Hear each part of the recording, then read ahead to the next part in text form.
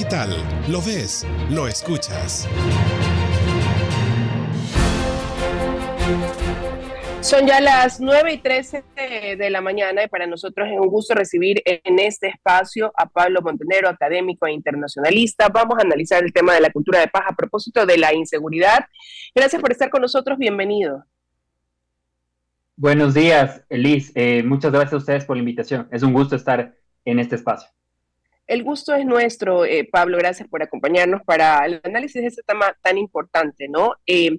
Antes de quizás entrar a analizar lo que es la propuesta de establecer una cultura de paz tan necesaria en el país, me gustaría quizás tener su percepción de lo que está pasando. Este gobierno arrancó con una prioridad que era precisamente establecer una lucha frontal contra el crimen organizado. En enero, pues el país vimos todos aterrados lo que ocurrió en las inmediaciones de un canal de televisión, que no podremos olvidar. Luego de eso se habló ya de grupos terroristas calificados así por el gobierno, varias bandas perfectamente identificadas, ¿no? Que operan en el país y que van cambiando su estrategia o incluso se van diversificando en más. Permanentemente escuchamos que hay una reducción de los delitos a través de los informes que dan el bloque de seguridad cada semana, pero la percepción sigue siendo otra. El ciudadano sigue sintiéndose inseguro. ¿Cómo quizás usted lee todo este año que ha transcurrido y si ha cambiado o no la situación del país en ese sentido? Claro, en base a los hechos que usted comentaba, cabe recalcar primero que el ámbito del conflicto armado no internacional evidentemente no nos da ninguna cifra, no nos da ningún tipo de reporte el día de hoy. Es evidente que, aunque fue una medida políticamente correcta, evidentemente no hay mayores cifras ni tampoco informes sobre el ámbito estatal. Después de ello, no se ha atacado el problema de fondo, es decir, el tema de reclutamiento. Evidentemente, entendemos que ahorita el debate en la Asamblea está en las reformas de Alcopina, si en verdad debe existir o no el tema de endurecimiento de penas a los menores de edad, y más que nada en la situación de cuáles son las estrategias para combatir. Por ejemplo, no conocemos cifras exactas del Ministerio de Educación que se estén realizando dentro de los escenarios donde son zonas de peligrosidad.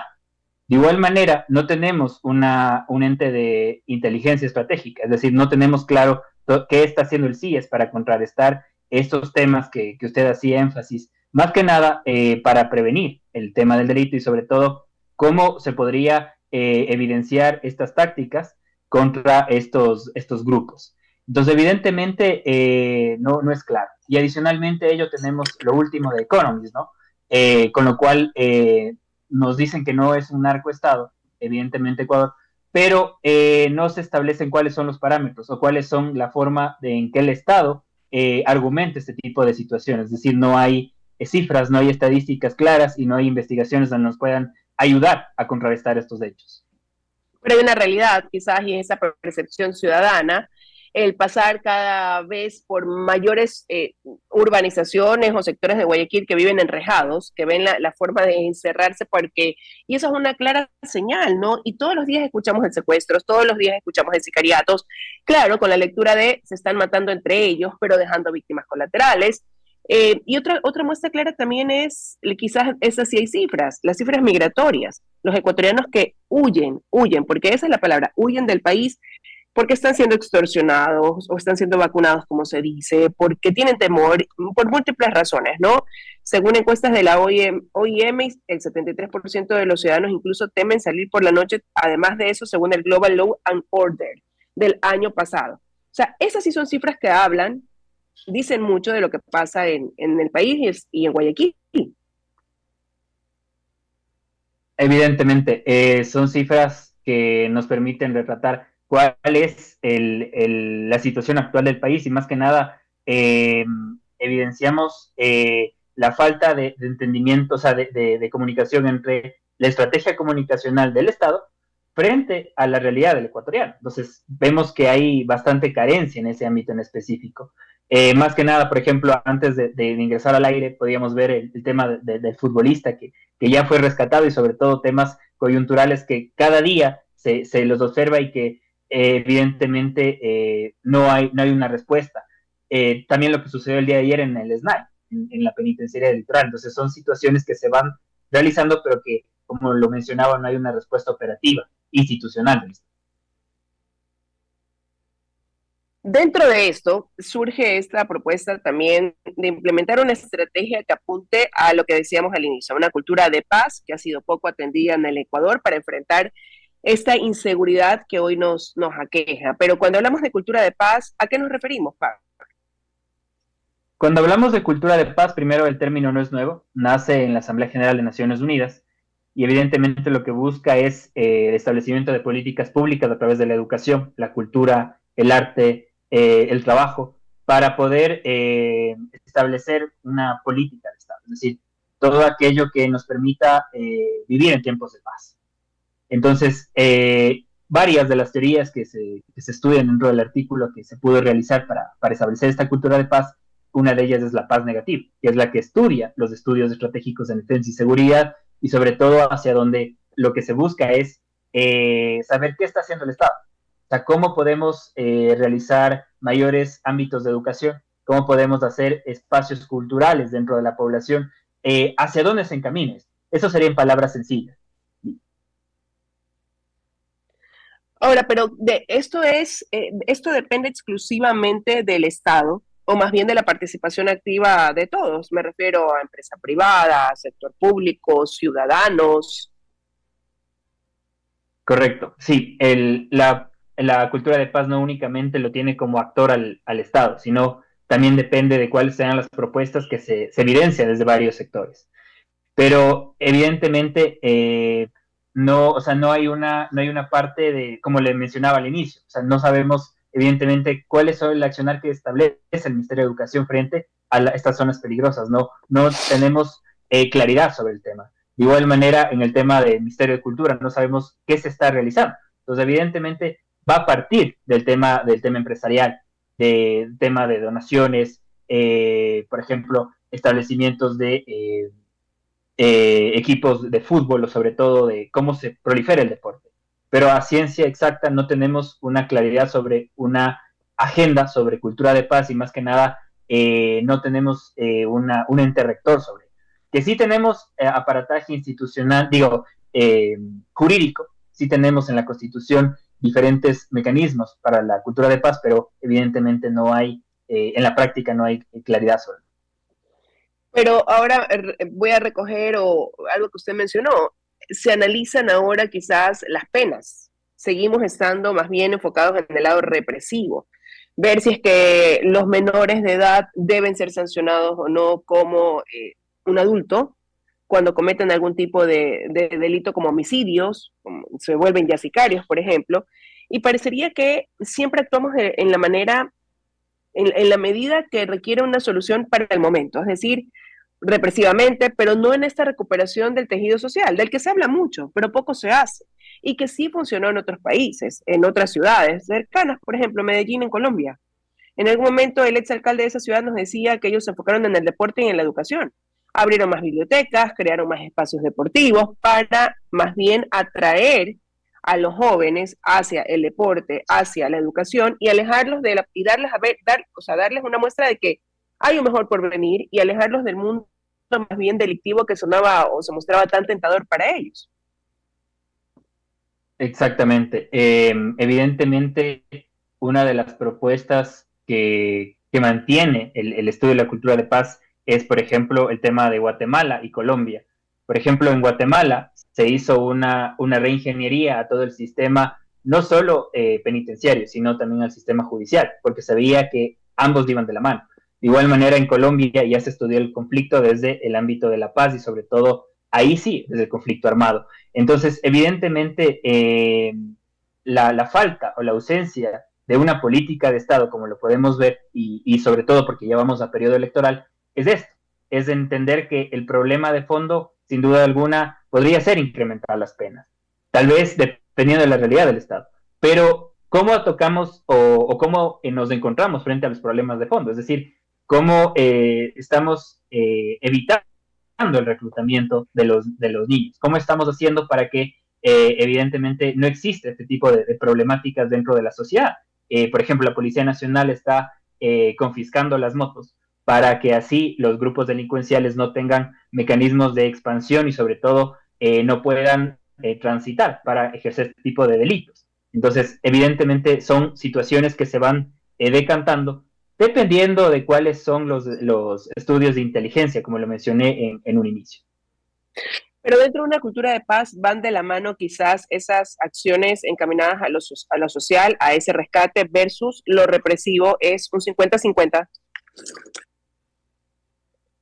Pues si esto fuera un tema evidentemente estadístico y académico, pues lo podríamos definir así, pero no, la realidad es más compleja y por ende ahí pudimos observar que había una desconexión entre la academia y sobre todo las políticas de Estado. ¿Por qué? Porque desde las universidades, por ejemplo, hemos tenido diferentes carreras y sobre todo análisis, pero hay ausencia de ese tema de cultura de paz frente a, por ejemplo, los estudios internacionales, que es el objetivo central de la investigación, y más que nada no hay una respuesta frente a ello. Entonces, más que mencionar que si puede ser un 50, un 50, sería qué está haciendo el Estado para prevenir el delito frente a las zonas más peligrosas del país. Entonces, no, evidentemente hay una desconexión entre academia, entre la legislación como tal y sobre todo hacia dónde va el Ecuador como una política de Estado, cuál vendría a ser la agenda más allá del 2018, del 2025, que son parámetros que se estudian dentro de la seguridad integral. Pero debe recaer netamente en ese Estado que está enfocado hoy, por ejemplo, en tantas cosas, ¿no? A crisis energética, crisis económica, la crisis de inseguridad, o pueden tomar acción, por ejemplo, los GAT, los gobiernos autónomos descentralizados, que claro, no es su competencia este tema, pero sus ciudades se ven afectadas por lo que pasa dentro de ellas con el accionar delictivo. Puede tomar acción la academia, a lo mejor, o tenemos que esperar a que el Estado nos incluya dentro de sus prioridades. No, evidentemente no. Los GATS, como usted manifiesta, ya tienen planes de seguridad ciudadana, que evidentemente más se insertan dentro del ámbito de Policía Nacional. Entonces ya por ahí podría decirse que es un camino, es una alternativa.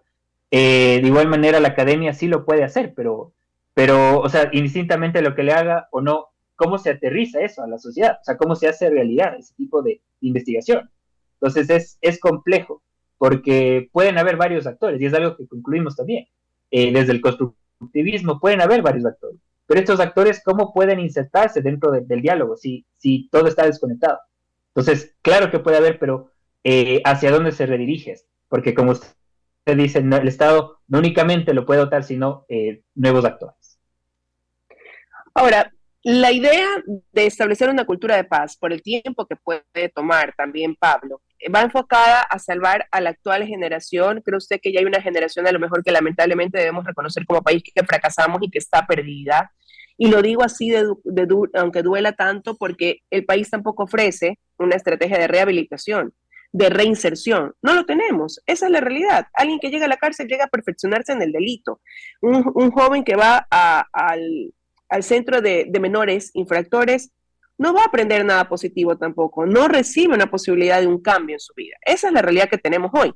Entonces, como las cosas toman su tiempo y toman sus procesos, esto pudiera servir para más bien salvar esas generaciones que vienen detrás, ¿o usted cree que todavía sí podemos lograr rescatar a nuestros niños que han pasado por lo impensable, lo inimaginable y que son víctimas también?